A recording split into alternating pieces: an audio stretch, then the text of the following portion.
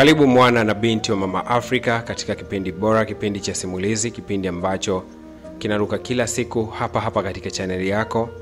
Lakini kubwa zaidi ni kugusa alama ya subscribe na alama ya kengele ili kuwa wa kwanza pindi simulizi hizi zinapokuwa zimetoka. Karibu. Katika hali ya huzuni, simanzi, Queen aliendelea kumwelezea Namoya juu ya mikasa ya maisha iliyoweza kumtokea. Tulipokuwa tumeishia ni pale ambapo Queen alieleza kwamba kwa mara ya kwanza akamshuhudia baba yake mzazi akiingia ndani ya nyumba kutoka alipokuwa amezaliwa, na amepata ufahamu wake wa akili hakuweza kumjua baba yake. Lakini sasa ni siku ya kwanza tu baba mzazi anaingia katika chumba ambacho Queen alikuwa amelala na mama yake. Tayari Queen ni msichana, tena ni msichana ambaye si mgeni katika jambo lolote lile, na mahusiano tayari anayofahamu. Ni binti mkubwa huyu. Baba mzazi alikuwa amelewa, akaingia ndani ya nyumba na akamkuta Queen. Queen kwa heshima zote akamsalimia baba yake, shikamo baba, japokuwa hali ya hisia ya kwamba huyu ni baba yake ilikuwa iko mbali sana. Mama yake akamwambia Queen, huyu ndio baba yako. Akamwambia sawa, namjua. Umemjuaje? Akasema kwamba shangazi alikuwa akinionyesha picha zake. Akasema sawa. Baba mzazi bado alikuwa akimtazama tu Queen, lakini aina ya macho alikuwa akimtazama hayakuwa ni macho kabisa ya baba na mwana. Kana kwamba ni mtu baki tu, mtu ambaye hakuwa na thamani kabisa. Kamwangalia kuanzia juu mpaka chini. Queen msichana mrembo, Queen msichana ambaye angemvutia kila mwanaume. Baba huyu mzazi hakuwaza hata kumpatia Queen hifadhi. Leo Queen amekuja katika nyumba yake na ndio huyo anaenda kuanza maisha hapo nyumbani. Amini usiamini, baba alianza kwa kuipunguza shati bwana. Akapunguza mpaka kabakia na boxer mbele ya mwanae Queen. Mama kwa sababu alishayazoea hayo, basi kwake ilikuwa kawaida tu. Akamchukua Queen akamlaza mwanzoni kabisa mwa kitanda, akafuatia yeye mama yake, na mwisho wa siku akaja baba yake mzazi akalala pembeni kabisa mwa kitanda akiwa amevalia boxer tu. Queen anaeleza kwamba usiku ule ulikuwa ni mgumu sana, hakuamini kama pangeweza kukucha. Alfajiri na mapema ikabidi kujituliza hapo, japokuwa anaelai kwamba alikuwa amebanwa na mkojo sana kwa sababu ya lile baridi la kule maeneo ya Rungwe Mbeya huko, lakini alikuwa hana namna yoyote ile. Akaamua tu kujikaza asiweze kunyenyuka akawasumbua wazazi wake. Basi akiwa anapepesa macho kwa kubana mkojo wake mpaka alfajiri ikawa imeingia, baba yake akawa kwanza kuamka mtu huyu mlevi. Moja kwa moja akaelekea uani. Baba yake alipotoka akamuuliza, mama samani, naweza nikatoka kuelekea uani mara baada ya baba kurudi? Mama akamwambia usihofu. Kwa nini? Kwa kila wakati ulikuwa una haja lakini ulikuwa unaogopa kwenda? Akaishia kutabasamu tu, akamwambia uwe huru. Baba yake akarudi akiwa amevalia boxer tu, na Queen akiwa amevalia kinaiti dress fulani hivi, tena kinaiti dress ambacho hata hakina nidhamu. Ikabidi kunyenyuka na moja kwa moja akaelekea uani. Wakati wote alionekana kuwa ni mwenye mawazo, asiamini kuwa yeye, baba yake pamoja na mama yake walikuwa wakiishi ndani ya chumba kimoja na wakilala kitanda kimoja. Mapema alfajiri, baada ya kupata kifungua kinywa, kuna kikao cha dharura baba alikiita. Akamwambia Queen, mwanangu, hii ndiyo nyumba uliozaliwa, na hapa ndipo tulipoweza kukupatia mimi na mama yako. Karibu sana nyumbani. Unisamehe kwa sababu siku ya jana nilikuwa na kaulevi kidogo, sikuweza kupokea vizuri. Lakini hapa ndio nyumbani kwenu, kwa baba yako na mama yako. Ni kweli hatujajaliwa bado kujenga, lakini tutajenga, usihofu. Anadai kwamba akaitikia tu sawa. Mama yake akamuita baba mtu na kumweleza kwamba mtoto wetu ni mkubwa sasa. Usiku wa jana ameshindwa hata kwenda haja ndogo kwa sababu ya kukuhofia wewe baba yake. Angalia ulivyokuwa umevaa boxer. Angetokaje mtoto? Sasa ni kama hali ile ikawa sasa imeanza kumtibua baba. Aliyekuambia umlete mtoto nyumbani nani? Mama mtu akawa anaulizwa sasa, alikwambia umlete mtoto nyumbani nani? Basi mama yake na Queen akadai kwamba mtoto hapa ni nyumbani pake na anastahili kurudi wakati wote ule na saa yoyote ile. Kwa kama hataki mtoto aendelee kubakia, aseme sasa mtoto aende wapi. Baba akasema anatakiwa kuzoea. Mtoto anatakiwa kuzoea. Kikubwa ni kwamba mimi sikuwa utupu kabisa. Nilikuwa nimevalia boxer. Mshukuru Mungu. Kuna kipindi naweza nikalewa zaidi nikatoka utupu, kwa jifunze kufumba macho wakati mwingine. Mama alivyosikia kauli hiyo kidogo akajisikia vibaya sana. Lakini akili ambayo ikamjia huyu mama yake na Queen ilikuwa ni moja tu.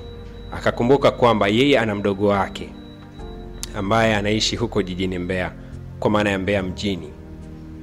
Akampigia simu na kumwambia kwamba hatamani kuona mtoto wake akivunja siku ya pili katika nyumba hiyo ambayo imekuwa ni vituko kwa siku hiyo. Akampigia simu mdogo wake na kumweleza kwamba nina mwanangu ambaye atakuja kusalimia huko Mbeya, yatakayojili mbele nitakupigia kwa simu. Mama mzazi akajikusanya na kwenda kuuza ndizi kama ilivyokuwa biashara yake. Akafanikiwa kupata kiasi cha shilingi 3500 tu nauli ya gari kutokea huko Tukuyu mpaka Mbeya mjini. Mapema na alfajiri Queen akapakiwa katika gari na kuanza safari kuelekea Mbeya mjini. Alibaki akiwa amepigwa na mshangao tu. Baba yake ambaye hakuwahi kumuona kutoka akiwa mdogo, anafanikiwa kumuona akiwa katika utu uzima, naye anakutana naye katika chumba kimoja tu. Hawezi kuendelea kuishi na wazazi wake akiwa na umri mkubwa kiasi kile. Mama yake anamsafirisha kuelekea Mbeya mjini, Queen binti ambaye hana makazi ya kudumu. Na hiyo ndio ikawa mara ya kwanza Queen kuingia katika Mbeya jiji na kukutana na huyu mama mdogo wake ambaye anaishi naye. Sasa Queen anasema kwamba hakuwa ni muumini wa dini ya Kisabato, lakini mara baada ya kufika jijini Mbeya na kukutana na huyu mama ambaye alikuwa ni muumini mzuri kabisa wa dini ya Kisabato, ndio na yeye akabadilika na kuwa muumini katika dini hiyo. Mama yake mzazi akampigia simu mama mdogo wake na Queen na kumweleza kwamba Queen hawezi akaishi katika nyumba ambayo baba, mama pamoja na mtoto katika umri ule wanaweza kaishi katika chumba kimoja. Mama mdogo bila iana yoyote akampokea Queen na kumfanya mwanae, na akaahidi kwamba atamlea kwa kadri awezavyo kutoka umri huo mpaka utu uzima. Alishukuru sana mama yake na Queen ambaye alikuwa hana hamu kabisa ya kuzaa mtoto mwingine kwa maana ya mdogo wa Queen. Hivyo alilizika na mtoto huyu, kwani hata angepata mtoto mwingine ni wapi ambako angemlea zaidi ya kuwatwika watu wengine mizigo ya maisha. Queen anaeleza kwamba maisha yake yote yakaanza kuwa mikononi mwa Mungu, akaanza kuhudhuria ibada na kujikuta wakati mwingi sana akilelewa katika imani hiyo ya dini ya Kithabato. Sasa kwa sababu ya urembo wake na uzuri wake, basi kuna kijana mmoja hivi alikuwa anafahamika kwa jina la Alon, ambaye wakati huu alikuwa ni kijana kiongozi katika dini hiyo kwenye kundi la vijana. Wakati mwingi sana alikuwa akikusanya makundi ya vijana na kuyaongoza ibada, vitu kama hivyo. Sasa kijana huyu alivutiwa sana na urembo wa Queen. Kumbuka kwamba Queen ni msichana ambaye ana urembo wa kipekee sana. Ni mzuri, tena mzuri sio kugusia. Queen alikuwa ni mzuri mithili ya malaika. Kijana huyu akajikuta kaanguka tu katika upendo kwa huyu binti anayefahamika kama Queen. Hata mtongozaje ikiwa yeye ndiye mwalimu sasa wa vijana na kuongoza katika namna njema ya kimaadili. Queen anaeleza kwamba ilikuwa ni mwezi wa 8, siku ambayo makambi ya kidini hufanyika sana. Katika siku hiyo aliandaliwa yeye pamoja na mdogo wake aliyekuwa akiishi naye katika nyumba hiyo ambayo amefikia kwa mama mdogo wake, kwa maana mdogo wake upande wa mama mdogo wake walikuwa wameambatana sasa kujiandaa kwenda kwenye hiyo safari ya makambi ya kidini ambayo yalikuwa yanafanyika kwenye ukusanyiko wa kanisa moja yakihusisha makanisa mengi. Hapo vijana hufanya kambi karibia mwezi mzima, ama inaweza ikawa wiki nzima wanakuwepo huko katika kambi hilo wakifundishana neno la Mungu na hawarudi nyumbani, kwa maana hiyo wanalala huko na kila kitu kinafanyikia huko. Sasa huyu jamaa Alon kwake ndio ikawa fursa. Kumbuka kwamba yeye ni kiongozi wa kidini. Siku hiyo usiku wakiwa katika kambi, alimtumia message Queen. Alianza kwa kumsalimia vizuri, salamu ya kidini. Kisha akamuita nje akimwambia kwamba kuna maelekezo anataka ampe ili atoe mwongozo kwa wanafunzi wa kike katika eneo hilo la kambi. Sasa kwa kuwa ni kaka ambaye alikuwa anaheshimika sana na kila mtu alikuwa akimheshimu, Queen hakusita, akatoka nje mpaka alipokuwa yule kaka anayefahamika kama Alon ili ayasikilize maelekezo yake. Kaka yule kwa heshima ambayo alikuwa amejijengea pale kanisani, Queen aliendelea kumsikiliza, lakini Alon akadai kwamba ana maelekezo ya muhimu sana ambayo anatakiwa kumpatia Queen, na mara baada ya hapo Queen atatakiwa kurejea kwenda kuelekeza watoto wa kike kule katika maeneo kama ya mabweni hivi tuseme. Lakini akasema kwamba maelezo ni mengi sana anatakiwa kuyaandika pia ili Queen aende akawasomee. Akamsii watoke kidogo katika eneo lile la kambi ili wakapate sehemu tulivu wakanue peni pamoja na daftari, ambako huko watakwenda kuandika yote ambayo yanapaswa kupewa maelekezo kwa wale wanafunzi wa kike. Hasa Queen anadai kwamba alimuuliza yule kaka Aaron ambaye ndiye ndo kiongozi sasa wa vijana katika kanisa kwamba tunaye dada Helen ambaye yeye ndiye kiongozi wa mabinti upande wa mabweni kule. Hasa itakuwa si vyema mimi mtu ambaye sina cheo chochote katika kundi la vijana nikaenda kutoa maelekezo hayo wakati yupo kiongozi wa kike. Kwa nini siende kukuitia Helen ili uweze kumpatia maelekezo hayo? Lakini kaka mtu akadai kwamba nimekuita wewe kwa sababu mimi pamoja na Helen kuna kitu ambacho tumepishana. Kwa sitamani sana uyafahamu hayo mambo yote ambayo tumepishana, lakini hekima yangu imeishia kwako. Naomba unisikilize kama mwalimu wako lakini pia kaka yako. Basi Queen anadai kwamba kwa heshima ambayo alikuwa akimheshimu kaka yule, akalazimika moja kwa moja kuambatana naye kwenda huko kununua ile daftari ili waweze sasa kuyaandika mambo hayo ambayo alitamani aende akatoe muongozo katika mabweni ya kike yale, kwa hapa wale maelekezo wale mabinti wengine ambao walikuwa katika mabweni. Lakini Queen anaeleza walipofika huko katika eneo ambalo walitakiwa kuandika, alishangazwa sana. Lilikuwa ni eneo lililojilani kabisa na eneo ambalo kwa kukalisha kwake ilikuwa ni kama imeandikwa guest house. Ni kweli Alon alinunua daftari katika duka lililokuwa jirani kabisa na pale, lakini akamwambia Queen, nawaza ni sehemu gani ambayo tunaweza tukaketi kwenda kuandika, hebu tusogee hapa. Queen anasema kwamba ilikuwa ni mara yake ya kwanza kuingia katika vyumba vya guest. Akaingia akahisi ni jambo la kawaida, lakini kulikuwa kuna kiti, meza pamoja na kitanda. Kaka Alon akakaa katika kitanda, Queen akakaa katika kile kiti, tayari kuanza kumsikiliza kaka yule ambaye alianza kusema kwamba ataanza kutoa maelekezo. Basi Queen akafungua daftari akachukua ile peni. Kaka Alon moja kwa moja kaenda mlangoni akaroki mlango, akavua shati lake akabakia na kawash. Moja kwa moja akaingia katika kitanda, akamwambia kwamba kwa nikikupa maelekezo wewe unaandika, sawa? Sawa.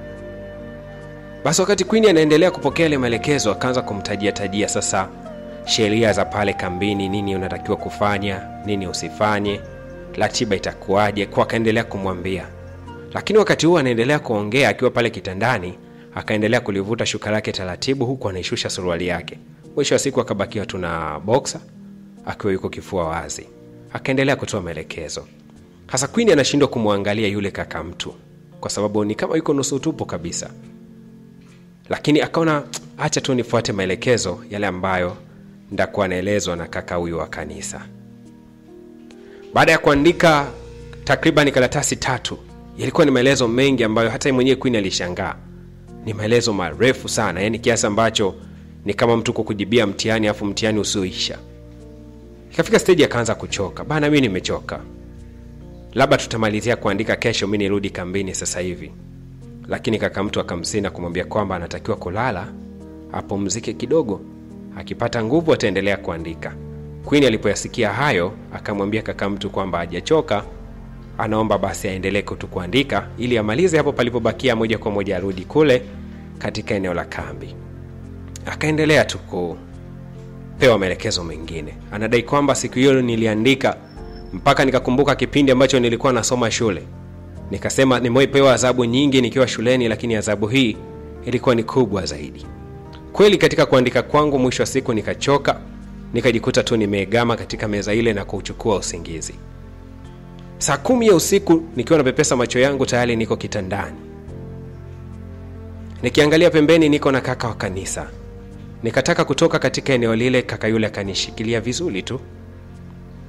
Namna alivyokuwa akinishika kwa sababu yeye ni wa kiume na mimi ni wa kike, basi nikajikuta kwamba naanguka katika hisia upande wake. Sikuwa nikimpenda kaka yule hata kidogo, kwanza nilikuwa nikimheshimu sana. lakini namna ambavyo alikuwa akinishika ikaniamisha kabisa katika ulimwengu wa kuwaza kwamba natakiwa kumpinga. Nikajikuta na mkubali. Tukaitumia siku ile mpaka palipokucha. Akanikabidhi kiasi cha shilingi 30. Nikaelekea moja kwa moja kambini. Hakuna aliyekuwa amegundua kwa sababu ilikuwa ni alfajiri sana. Lakini kutoka pale ndio tukaanza maisha ya mahusiano pamoja na huyu kaka anayefahamika kama Alon, akiwa ni kiongozi wa kanisa. Ni wiki sasa imeisha tukiwa kambini. Utakao uamini kwamba siku 5 nzima nilikuwa nikilala na huyu kaka Alon, ambaye ghafla akaanza kuniingia moyoni mwangu. Nikajikuta namfikiria yeye katika maisha yangu yote ya pale kambini. Kambi likafanikiwa kuisha. Tukarejea wote nyumbani.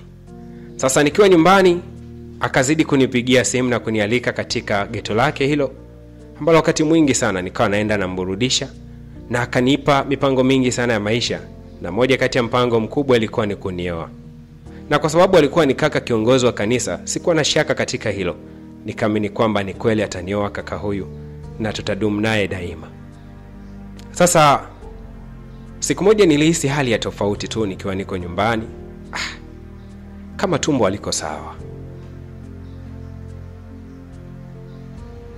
Nikampigia simu kwamba Alon, nahisi kama vile nina utofauti.